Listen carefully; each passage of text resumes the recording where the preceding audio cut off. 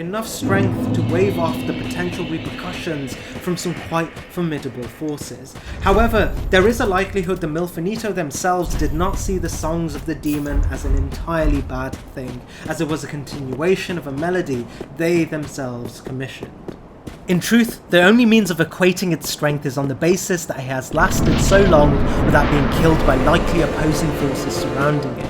We also learned that from the item descriptions, it has a very large number of victims under it. On the merit of its size, status of a being lived as long as it has, and the extent of its victims, the Demon of Song earns itself this position on the list, with the caveat that if there is any new details found out about exactly the extent of its power, it would likely land much higher on the list.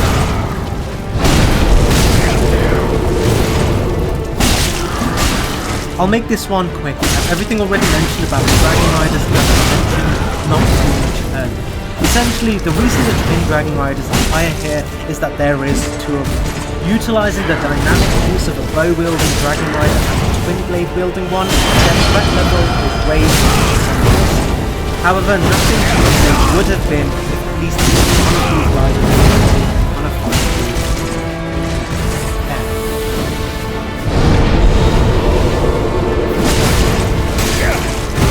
Originally not lordly at all, members of the Old Iron Kingdom, skeleton lords, were humans tasked with capturing all the undead during the undead hunts.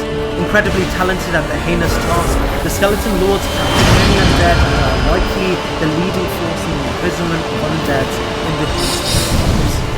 However, in a cruel twist of irony, the captors began to resemble the captain. Eventually turning hollow, they would lose memory of their original purpose.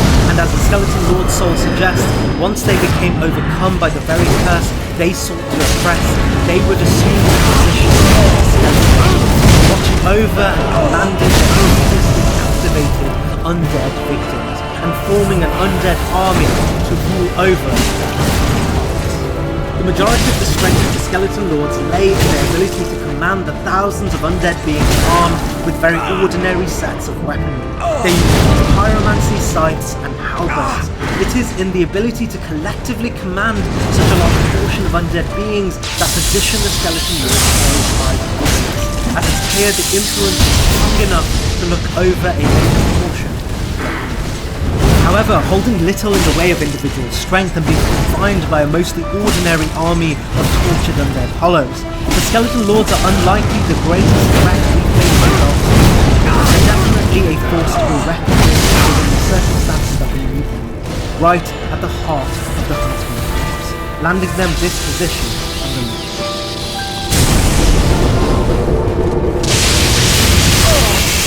So far we have spoken much on Vendrick, but the story of Drangleic has much deeper cuts that bear equal merit than that of Vendrick. The next entry to this list is Uldir. The scholar is the first sin. The narrative history of Drangleic begins with Vendrick, but it was Uldir who sought the light in the end. Uldir was the incredibly gifted brother of Vendrick, not gifted in his combat acumen, but immensely intelligent, resourceful, and most importantly, ambitious. Uldir would initially come to prominence adjacent to his brother. As Vendrick built Drangleic on the souls of the four lords, it was Uldir who built the road to Drangleic's success. Uldir's first great act would be to utilize the knowledge of the giants to build the golems. Beings charged with souls, they would build Drangleic Castle and pave the route to the kiln of the first.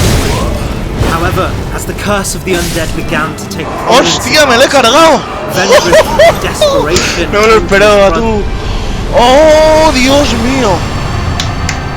Pedazo de boss, realmente, cómo me ha molado. ¡Oh! Voy. ¿Quiere hacer esto? Yo creo que no, ¿no? Nah, dejémoslo.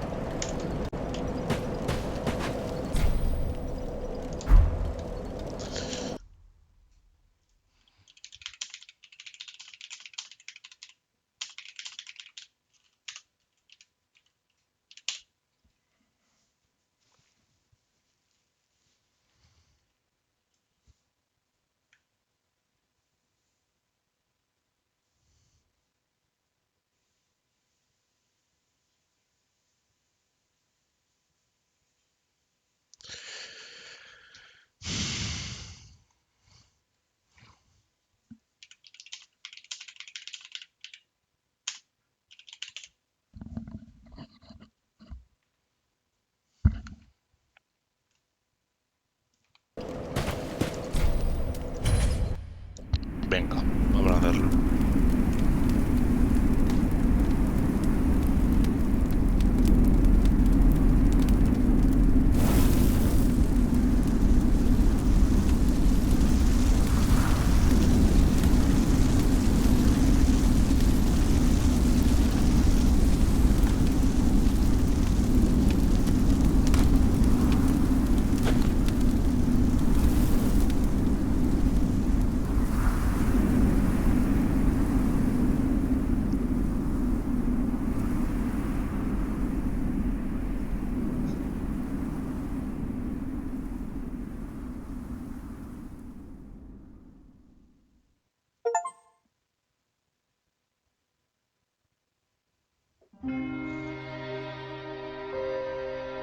GG, ni tan mal.